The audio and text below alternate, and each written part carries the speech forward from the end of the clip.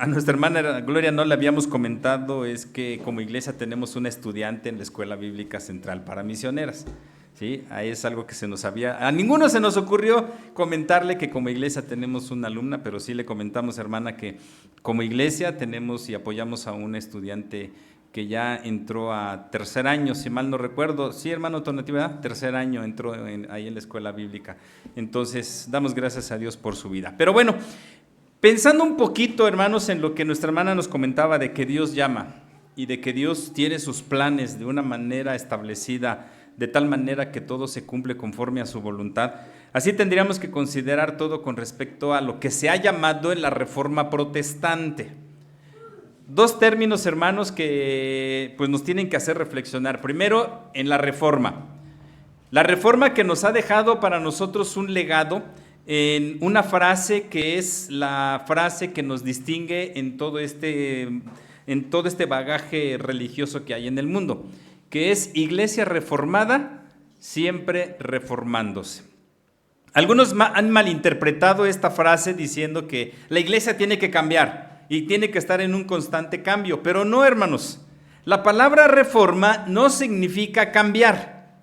En su término original, la palabra reforma significa volver a la forma original, que en nuestro caso es el volver a las Escrituras, porque de ahí parte toda nuestra vida. Y esto, hermanos, porque recuerden que la iglesia comienza a crecer después de que Jesucristo regresó al seno del Padre. Él dejó a sus apóstoles, ya no discípulos, sino apóstoles. Estos a su vez empezaron a tener discípulos y la iglesia empieza a crecer y a crecer. ¿Se acuerdan cuántos fueron los que se convirtieron en el primer mensaje de Pedro? 3,000 hombres. Faltan todavía considerar a las mujeres, ¿sí? O sea, realmente fue un mensaje de impacto. Y llama la atención lo que dice al final de Hechos 2:47. Después de hablar de lo que empezó a hacer la iglesia, Hechos 2:47 termina diciendo: y el Señor añadía cada día a la iglesia los que habían de ser salvos. Entonces el Señor siguió actuando y la iglesia siguió creciendo. Pero saben, hermanos, que ante un grupo grande de personas, ¿qué es lo primero que se requiere? Lo primero que se requiere es una organización. ¿Para qué? Para que todo marche adecuadamente. Y es cuando se da nacimiento a la iglesia primitiva, primero con el nombramiento de diáconos, porque se acuerdan que en Hechos capítulo número 6 se nos habla de los diáconos. Ya después viene en esta estructura la elección de los ancianos, que son los que le van a dar forma a la organización de la iglesia. Pero, hermanos, la iglesia vive un momento de persecución. Y lo interesante del asunto, y algo que no nos dijo la hermana, pero a los que escuchamos ese testimonio, fue que en esa ocasión que las empezaron a apedrear el lugar, Dios la libró, pero hubo hermanos a los que pasaron situaciones difíciles. Llegaron al hospital con cosas muy complicadas. Nosotros dentro del ámbito de nuestra zona presbiterial, por ejemplo, conocemos al hermano Nicanor Gómez, que también sufrió persecución y murió apedreado allá por el rumbo de Almoloya de Juárez. No, Almoloya de Juárez no, es otro Almoloya, porque Almoloya de Juárez está cerca los dos están cerca de Toluca, pero uno está hacia el rumbo de Atlacomulco y el otro está hacia el rumbo de Tenango del Valle. Pero allá por Tenango del Valle fue donde nuestro hermano murió apedreado, siendo perseguido. O sea, la iglesia ha sido perseguida, pero cuando la iglesia es perseguida, la iglesia crece. Eso es un fenómeno que se da. Pero bueno, rápidamente haciendo historia, llegamos al año 313 después de Cristo, cuando Constantino el Grande tiene un sueño, tiene una visión de una cruz y decía: por esta cruz vencerás. Y él dice: bueno, esa cruz debe representar algo y me está diciendo algo. Y toma, ya sabemos que la cruz es representativo de la iglesia. La toma como estandarte, vence a sus enemigos y entonces decreta a partir de ese momento que la iglesia cristiana es la religión oficial del imperio. Esto trajo que mucha gente empezara a congregarse dentro de las iglesias cristianas, pero obviamente hubo gente que no estaba tan convencida de que el evangelio era parte de su vida. Y eso trajo una distorsión del evangelio. Y ya sabemos, del desarrollo de la iglesia da origen a lo que es la iglesia católico romana. Una de las iglesias, la otra es la iglesia ortodoxa, y entonces empieza esta vorágine de circunstancias que conocemos como la Edad Media y todo lo que se viene. Pero Dios tenía hombres preparados para que la iglesia regresara a su cauce original. Y entonces empezó a levantar hombres y aún mujeres para tratar de que la iglesia, aquí es donde está la cuestión, fuera reformada. Es decir, que volviera a las raíces originales de la palabra. Y bueno, también ellos sufrieron persecución. Por ejemplo, a Martín Lutero lo enjuiciaron y le dijeron que se retractara de las 95 tesis que había puesto ahí en la abadía de Wittenberg. Él les dijo, si no me convencen con la palabra que lo que yo estoy diciendo está mal, no me retracto. Y fue excomulgado de la iglesia. Martín Lutero no pensaba crear otra iglesia, una iglesia llamada luterana, ni siquiera pasó por su mente. De hecho, el término luterano, como sucede con Juan Calvino, se lo dan sus seguidores, ¿sí? No ellos no dijeron, yo voy a formar la iglesia luterana y Calvino, yo voy a formar la iglesia calvinista, no. Sus seguidores, sus discípulos fueron los que establecieron esos nombres. Y bueno, a partir de ahí entonces viene una serie de circunstancias a nivel administrativo, pero también a nivel doctrinal. Y hermanos, en términos de la doctrina, ya lo habíamos comentado en alguna ocasión, solamente se los voy a recordar, tenemos 3 aspectos en cuestiones doctrinales. 1, la doctrina bíblica. La doctrina que está en la Biblia, es decir, lo que la Biblia nos dice acerca de Dios, acerca del Hijo, acerca del Espíritu Santo, acerca del hombre, acerca del pecado, de la salvación, de la iglesia, de las últimas cosas. Son los temas generales de la doctrina bíblica, tal y como viene ahí. Posteriormente, el otro aspecto es el de la doctrina reformada, que todas las iglesias que surgimos de la iglesia, del movimiento de la Reforma, lo tenemos en común. Estoy hablando iglesia bautista, metodista, nazarena, nosotros presbiteriana, luterana, aún la anglicana. Todos tenemos en común la doctrina reformada que está resumida en lo que nosotros conocemos como las 5 solas. ¿Se acuerdan? Sola fe, sola escritura, sola gracia, solo Cristo, solo a Dios la gloria. ¿Sí? Son los 5 fundamentos que todas las iglesias que nosotros hemos dado en llamar evangélicas profesamos. ¿Sí? Como dice Pablo, un Señor, una fe, un bautismo.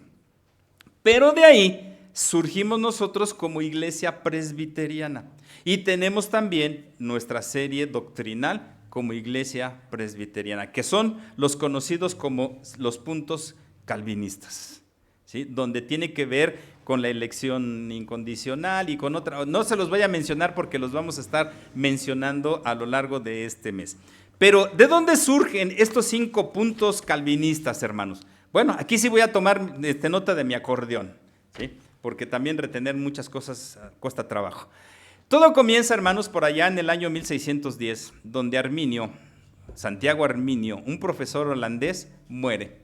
Y sus enseñanzas quedan para sus discípulos. Y aquí es donde les decía, los discípulos muchas veces son los que promueven muchos puntos. Pero habían propuesto algunos puntos, 5 puntos también, cosa curiosa, que de hecho los 5 puntos calvinistas son respuesta a estos puntos arminianos. ¿Cuáles son esos puntos arminianos? Se los voy a mencionar rápidamente. El primero, libre albedrío o habilidad humana. Hemos escuchado este tema del libre albedrío y muchos lo hemos acuñado y decir, es que libre albedrío, no hermanos, no hay libre albedrío. Y les voy a decir por qué. Vean lo que dice la teología arminiana. El hombre, aunque afectado por la caída, no estaba totalmente incapaz de escoger bienes espirituales y era capaz de ejercitar la fe en Dios en orden para recibir el evangelio y así traerse a sí mismo a la posesión de la salvación. ¿Qué significa esto? Que yo soy capaz de decidir si soy salvo o no soy salvo. Es lo que en pocas palabras habla el libre albedrío. Hermanos, ¿realmente esto es verdad? Y la respuesta es que no. Y lo vamos a ver más adelante, porque hoy toca otro, ¿sí? Número 2, condicional. Enseña que Dios tendía sus manos sobre aquellos individuos que él sabía que responderían al evangelio. Dios eligió a aquellos que, salvados por su libre voluntad y en su estado natural caído, que era por supuesto de acuerdo con el primer punto del arminianismo, no completamente caído de todos modos. O sea, lo que dicen es que el hombre cayó, pero que no cayó, en pocas palabras. Y que Dios pues sabía que había algunos hombres buenos por ahí y sabía que ellos iban a responder al evangelio. ¿Sí? Esto también no es correcto. Número 3. Redención universal o expiación universal. Enseña que Cristo murió para salvar a todo hombre, pero solamente de manera potencial. La muerte de Cristo hacía posible a Dios perdonar a los pecadores, pero solamente con la condición de que creyeran.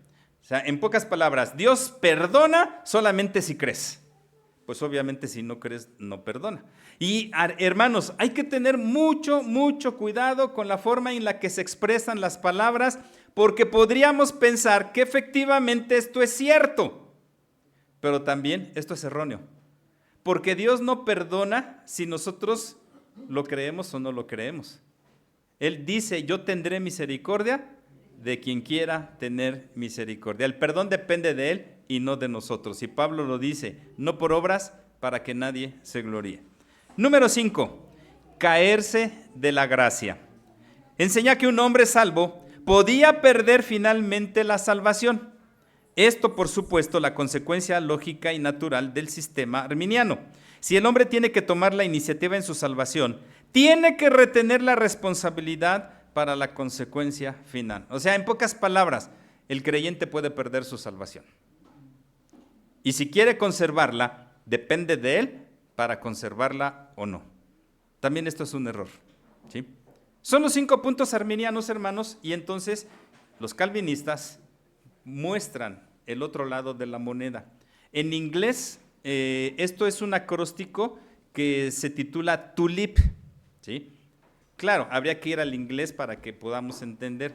Pero vamos a ver rápidamente, hermanos, rápidamente vamos a ver el primer punto que tiene que ver con la depravación total del hombre. No vamos a explicar la doctrina ampliamente, hermanos, porque nos llevaríamos mucho tiempo. Vamos a dar algunos puntos importantes solamente para que lo entendamos. La depravación total del hombre consiste en que el hombre es por naturaleza pecador y no hay en él ningún resquicio de bondad. Esto, hermanos, no porque digamos, ay, pobre hombre, no. La consecuencia es fruto del pecado. Pablo aquí en Romanos 5 nos va a plantear en el versículo número 12, por tanto, como el pecado entró en el mundo por un hombre y por el pecado la muerte, así la muerte pasó a todos los hombres por cuanto todos pecaron. Fíjense, aquí sí dice todos, no dice algunos, no dice pocos, dice todos. Es más, antes, Romanos capítulo 3, versículo 23 lo dice así, por cuanto todos pecaron, están destituidos de la gloria de Dios. Romanos 6, 23 en su primera parte señala que la paga del pecado es muerte. Entonces, hermanos, el hombre al haber pecado se ha constituido en un ser que por naturaleza es pecador. Y la tendencia de nuestra naturaleza es hacia el pecado. Un ejemplo muy palpable lo tenemos en el relato de Génesis capítulo número 6 en adelante. ¿Por qué razón Dios envió el diluvio, hermanos? ¿Por qué razón? Por la maldad del hombre, ¿sí? Dice que por la intención de su corazón de seguir el pecado, Dios tuvo que venir a dar un juicio, ¿sí? ¿Por qué no permitió que el hombre construyera la torre hasta llegar al cielo? ¿Por qué? Por el pecado del hombre. Algunos dirán, ¿y una torre qué tiene que ver? Pero acuérdense, hermanos, parte del diálogo que la serpiente tiene con la mujer fue, Dios sabe que el día que comas de ese fruto, vas a ser como Él. Vas a ser como Dios. Y lógicamente Satanás oculta la información, porque no le dijo cuál era la consecuencia de que el hombre fuera igual a Dios. Él mismo la vivió. ¿Qué quiso hacer Satanás, hermanos? Antes de llamarse Satanás, ¿qué quiso hacer? Ser como Dios. ¿Y cómo le fue a Satanás? ¿Sí? Sacado del paraíso, de la presencia del Señor, iba a decir el paraíso, pero no, sacado de la presencia del Señor. Y todavía Isaías dice, ¿cómo caíste del cielo, oh lucero de la mañana? ¿Sí? Tratando de visualizar la caída de Satanás. ¿Y cuál es el destino final de Satanás, hermanos? La muerte, el infierno, ¿sí? Entonces, dice Pablo aquí, el pecado entró en el mundo por un hombre y como consecuencia la muerte. Y la muerte pasó a todos los hombres por cuanto todos pecaron. La carta a los romanos, hermanos, es interesante porque es no un alegato, sino poner en su lugar tanto al pueblo de Israel como al pueblo gentil. ¿Por qué? Porque ambos decían que eran los mejores. Ambos querían así como que el pueblo de Israel, pues nosotros somos los elegidos y nosotros tenemos la bendición y nosotros somos los mejores. Y los gentiles decían, sí, pero nosotros tenemos a Cristo, Él nos ha rescatado y pues nosotros somos los mejores. Y Pablo pone a ambos en su lugar y les dice, a ver, espérense.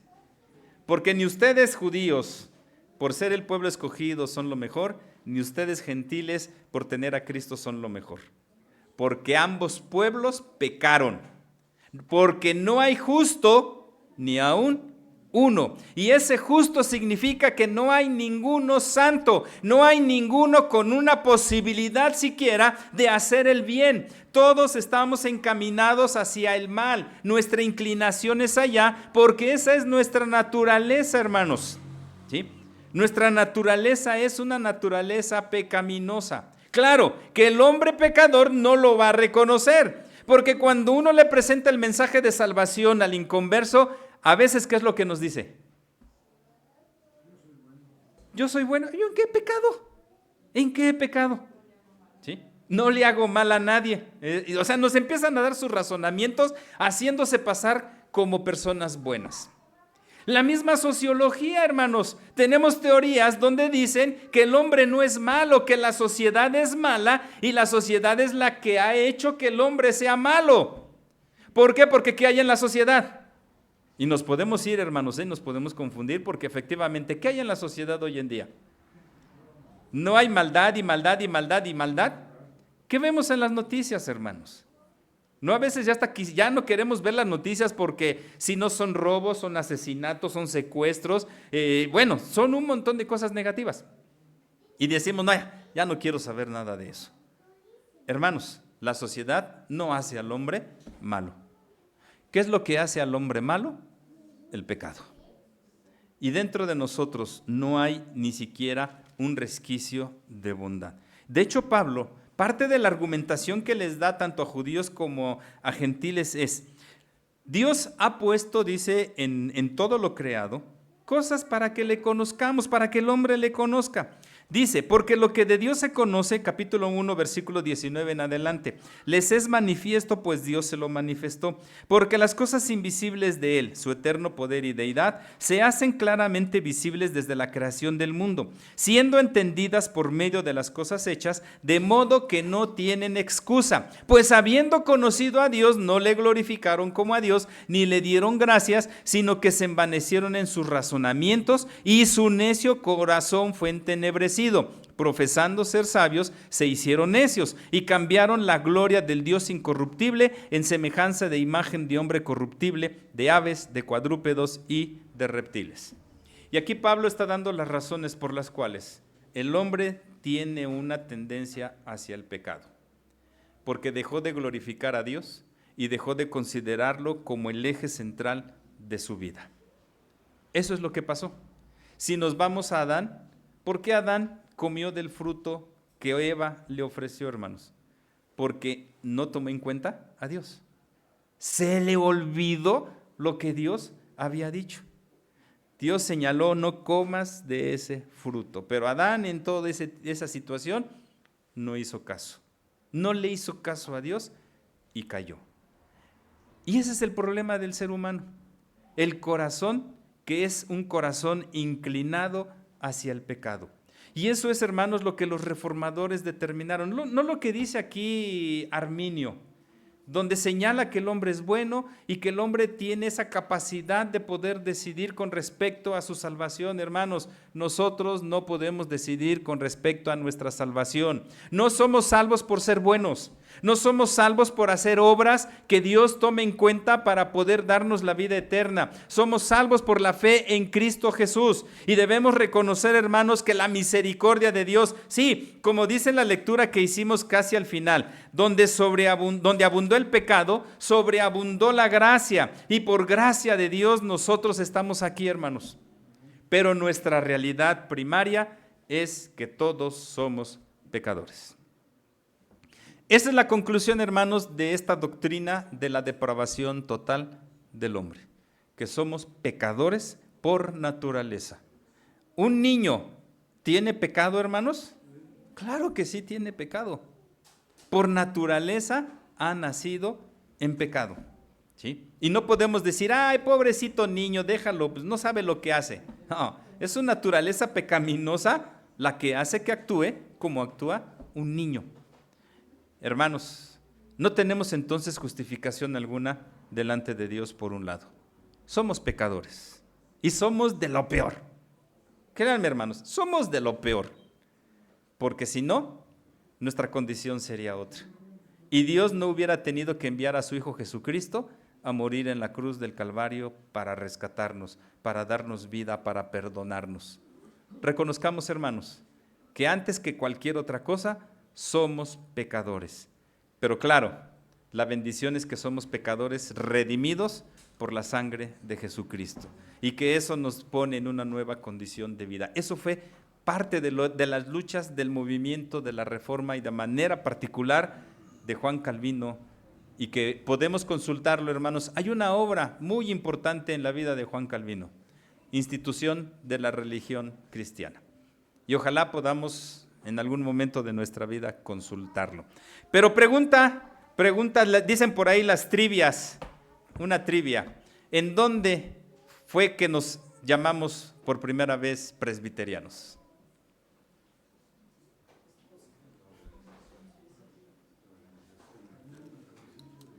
No, pero antes, en Escocia, nuestro hermano Octavio dio la respuesta. En Escocia, Juan Knox fue el que propuso que la iglesia calvinista no se llamara iglesia calvinista, sino iglesia presbiteriana. ¿Por qué nosotros somos presbiterianos y no calvinistas, hermanos? Por un principio básico del movimiento calvinista, y que es tomado de una de las olas. Y Calvino lo decía: el hombre no vale, el único que vale es Dios. Y por eso, solo a Dios la gloria. Y Juan Knox decía, no somos calvinistas, aunque la teología sea calvinista, porque no adoramos a un hombre, adoramos a Dios. Nuestro sistema de gobierno es presbiteriano. Y somos presbiterianos porque Dios así lo ha determinado. Por eso, hermanos, defendamos todas estas doctrinas, y más hoy en un mundo donde las verdades absolutas ya no existen. Hay verdades relativas solo. Y nuestro deber es defender, que retomemos el sentido apologético de la iglesia, hermanos. ¿Qué es el sentido apologético de la iglesia? La defensa de la fe. Y que donde quiera que estemos, defendamos estos fundamentos que son básicos para nuestra vida como creyentes. No termina aquí, continúa la próxima semana. Les esperamos, hermanos, para seguir con la siguiente doctrina que tenemos como iglesia presbiteriana. Que Dios les bendiga.